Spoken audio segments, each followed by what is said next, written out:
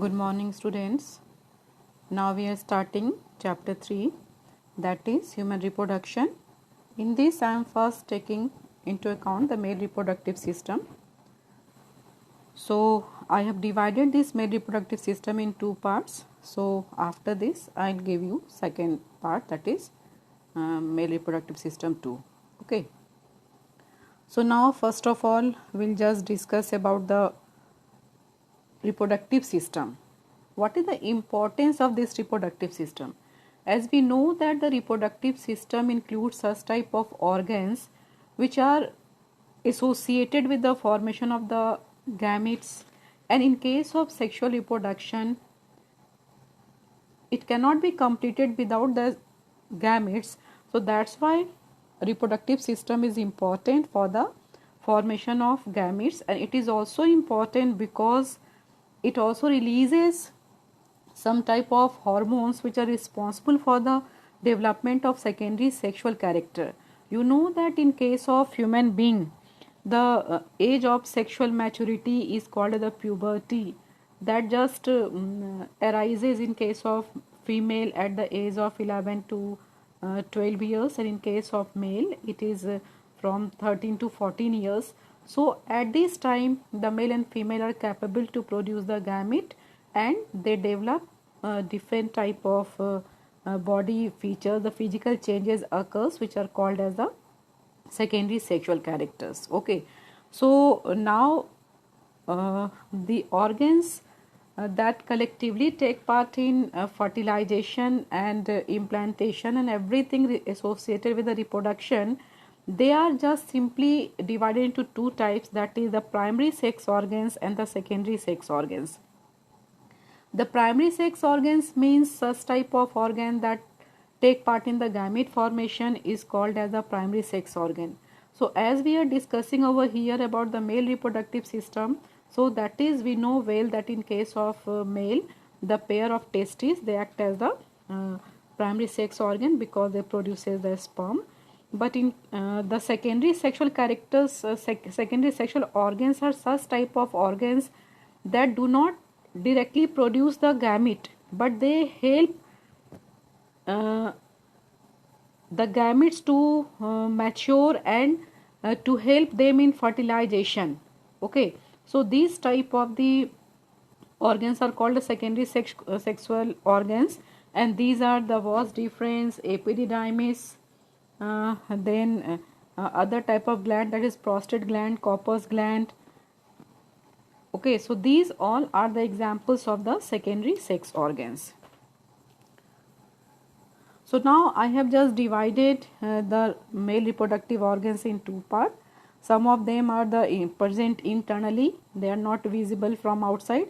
So that is the pair of testes, then epididymis, vas deferens, and the accessory glands like the seminal vesicle, prostate gland, and the bulbourethral gland or Copper's gland, and the organs which are present externally, these are the penis and the scrotum. So now we will discuss about the structures in detail about it. So now the very first structure that is visible externally is called as the scrotum. A scrotum is actually a sac-like structure inside which the testis is present. So just this is the structure here. We can just simply find that this structure is, this is the scrotum. A scrotum is sac-like structure inside which the testis is present. Actually, in case of human being, we know that the testis is the primary sex organ. It is primarily concerned with the formation of the gamete. In the fetal life, the testis is present inside the abdominal cavity. But in the 7th month of the fetal life, the testis descends outside the abdominal cavity in a bag-like structure which is called as the scrotum. A small canal is present which is called as inguinal canal. Through that, this canal connects the abdominal cavity with the scrotum. So through this canal, inguinal canal, the testis descends inside the scrotum and it is attached with the help of a spermatic cord. Now this spermatic cord is made up of a spermatic artery, a spermatic vein, nerves. These all are collectively bound together with the help of connective tissue, and this spermatic cord holds the testis inside the scrotum. So what is the need of the scrotum to be present outside the abdominal cavity? The scrotum is, the testis is present in the scrotum to maintain the temperature of the testis about 2 to 3 degrees Celsius less than the body temperature, which is suitable for the formation and maturation of the sperm. At high temperature, the sperm, they cannot mature, they may just get destroyed, they may get inactivated. So that's why what happens, that the testis is present outside the abdominal cavity inside the scrotal sac. Now I am just discussing you the detailed structure of the testis. So for that we'll just simply move to the other diagram. So here before going to that, I just want to tell you that the testis is covered by 3 layers of the membranes. The first one is called the tunica vaginalis, but it partially covers the testis. It is present only on one side of the testis. The second layer inner to the tunica vaginalis is tunica albuginea, which is actually the covering of the testis, and it is present all around. Now just look at the diagram, you can just simply find that what I discussed, that this is the tunica vaginalis. Here we can find that this is the tunica vaginalis. This is present only externally. It is the external part, we can just simply find. It is present only externally, only from this side. Okay, so that's why it is not actually the external structure. But the external layer is, this is, that is, you just simply find this is tunica albuginea. Tunica albuginea is actually the internal organ, means external membrane of this testis, and this tunica albuginea actually it divides the testis. It just get folded and divides the testis into about 200 to 250 compartments, which are called as the lobules. In each lobule we can just simply find large number of seminiferous tubule, that is seminiferous tubule in each lobule, about 2 to 3 seminiferous tubule, you can find here 2 seminiferous tubules are present. So because almost 200 to 250 lobules are present, each lobule contain on an average 2 to 3 seminiferous tubule. So that's why almost 700 to 750 seminiferous tubules are present inside the kidney, inside the testis. Okay, now these seminiferous tubules on their outer margin, they are just simply open ended. Okay, but in the inner side they just simply they join together and they open inner side. In inner side they just simply open in the form of a, that is a, just look here, network like structure. This network like structure is called as rete testis. It is called as rete testis. Actually the seminiferous tubules are meant to produce the sperm, and this sperm has to be passed inside the epididymis. This is the epididymis, because epididymis is the structure which is meant to store the sperm till its maturation. Clear? So because of that, the sperms produced by the seminiferous tubule, they passes to rete testis with the help of very small fine tubules, which is called as vasa efferentia. So this vasa efferentia connects the epididymis with the help of this seminiferous tubule through the rete testis. Okay, so now here you can just simply find the how it is being transported. First from the seminiferous tubule it comes in the rete testis. From rete testis it comes through the vasa efferentia into the epididymis. Now what is epididymis? Epididymis is also a sac like structure present just above the testis. Now just find over here, it is the sac like structure present above the testis. And this epididymis is very important because it stores the sperm till its maturation and till it gets the fertilizing capacity. So now the epididymis is further divided into three parts, that is uppermost the caput epididymis or the head. This one is, second one is corpus epididymis, and the third one is called as the cauda epididymis or the tail. So these are the three parts of the epididymis. Actually internally when we will just look, we will find that the epididymis is made up of large number of coil tubules. Okay, and at the last part these tubules they passes in the form of the vas deferens. They just elongates to form the vas deferens. This vas deferens carries the sperm produced and matured inside the epididymis in the abdominal cavity. Okay, so now in the abdominal cavity further it produces the ejaculatory duct and the urethra. So that we will just simply look in the next diagram. So now the next, same thing is written over here, that in case of epididymis they are the site of sperm maturation where the sperm acquires motility and the ability to fertilize. The sperm can be stored for several months inside the epididymis, and the epididymis continues as ductus deferens or the vas deferens. Now next, after that what we find, now look at this diagram. Here what you find, that this is the vas deferens. This is the vas deferens. Now as the vas deferens enters inside the abdominal cavity, here you find this is the scrotal sac.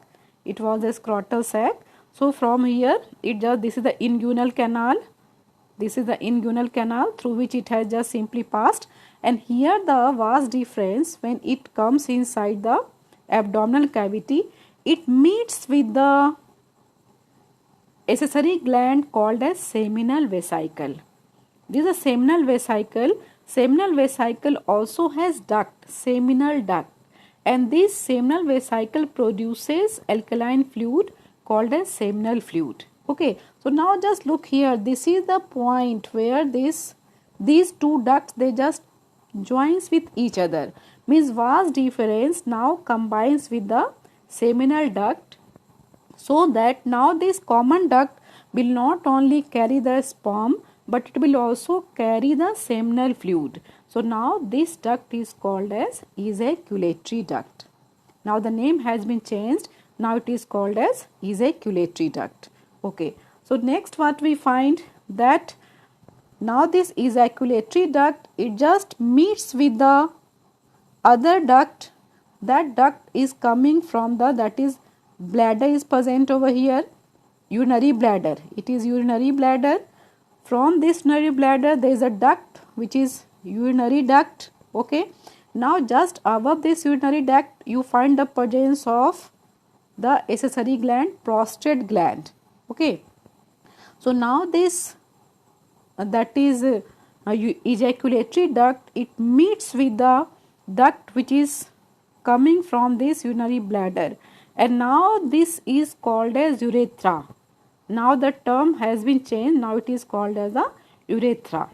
But urethra is of three different types. The very important point about the urethra that I just want to discuss, that urethra is such type of duct that carries sperm as well as urine. Not sperm but semen. It carries semen as well as the urine. Okay, so that's why that is urethra is the urinogenital duct, because it carries both genetic that is a genetic portion, that is sperm and seminal plasma, plus it also carries the, it can also carry the urine. So it is urinogenital duct. Okay, so now I was discussing that this urethra is of it is of three types, means the first part is called the prostatic urethra, because it is just present inside the prostate gland. It is the prostate gland, male accessory gland. Inside this the urethra is present, it is called as a prostatic urethra, and prostatic urethra only carries urine. Okay. Now the second part is, this is the, here you find the second part which is called as a membranous urethra. Actually here you will find the presence of a small glands which is called as the Cowper's gland or the bulbourethral gland, just at the tip of the penis, the gland called the bulbourethral gland, and this part which is uncovered part of urethra is called as a membranous urethra. The third part of urethra which is present inside the penis, this is called as the penile urethra, and this is the largest part of the urethra that carries both sperm as well as urine. Okay. This penile urethra just simply opens outside with the help of a orifice present at the glans penis. So this is the penile urethra which is the largest part of the, that is the urethra. Okay. So in detail now I am just discussing you about the transverse section of the penis. So in case of male, the penis is the male copulatory organ which is used to transfer the semen inside the female genital tract. Okay. As well as it is used to urinate. So here the internal structure, transverse section of the penis, we can just simply find that the penis is made up of 3 layers of the spongy muscles. So out of that 2 layers are present dorsally, and it is called as corpus cavernosum. So these are corpus cavernosum dorsally present. In the middle of it we find the presence of corpus spongiosum which is ventrally present, and inside this corpus spongiosum we can find the presence of penile urethra. This one is the portion that shows the penile urethra, and the tip of this penile urethra, that is simply outside, it is just simply being covered by a conical structure, and that forms the glans penis, above which a small pore like orifice is present to pass the urine. Okay. So next I have just simply, in the last diagram I have just simply shown you the different type of the structures, means that is, this is the 3 accessory glands present in case of male, that is the prostate gland. The first one, prostate gland, you find that it is present just in front of the rectum, and the second one is your seminal vesicle. This is seminal vesicle. Third one is the bulbourethral gland or the Cowper's gland. All the 3 glands, they collectively they secrete a alkaline fluid, and this secretion is called as a seminal plasma. Now this seminal plasma along with the sperm, they collectively form the semen. So semen is white colored discharge of the male reproductive system, and which is contributed by these 3 that is the glands. So very first seminal vesicle, it contributes about 60% of the seminal plasma, and it produces alkaline secretion that contains fructose, prostaglandins, inositol, etc. Prostaglandins is a hormonal secretion that help in the contraction of the uterine muscle so that a sperm can move upward towards the fallopian tube of the female. Okay. Now, it is very notable point that fructose is only present in the semen. So, in case fructose is reported in the body of the female, it is the confirmed test of the rape in case of female, because if the fructose is found inside the body of the female, it confirms such type of the crime has been done against the female. Okay. Now the second structure in case of accessory gland, that's the prostate gland. It is notable point that in case of male, the prostate gland cancer is the most common type of the cancer. So this prostate gland you find that is located just at the base of the urinary bladder. So this prostate gland, it contributes almost about 25% of the volume of the semen, and it is also alkaline secretion that contains calcium, phosphate, then also clotting enzymes and prostaglandins. Okay, such type of secretion, they help in the nourishment and activation of the spermatozoa so that the spermatozoa can swim. The third type of the gland, that is the bulbourethral gland, it contributes very little amount of secretion in the seminal plasma, and it helps in lubrication of the urethra. Okay, it is also alkaline secretion and it acts as a lubricant. Now the presence of this type of seminal plasma in the semen is very important, because actually what happens that the alkaline nature of the semen, it help in neutralizing the acidic nature of the urethra of the male, as well as it also neutralizes the acidic nature of the genital tract of the female, and that's why the sperms remain active. Otherwise, in the acidic condition of the female genital tract, the sperm may get inactivated or killed. So that will result in the infertility in case of the male. The fertilization will not be successful. So these are the different that is the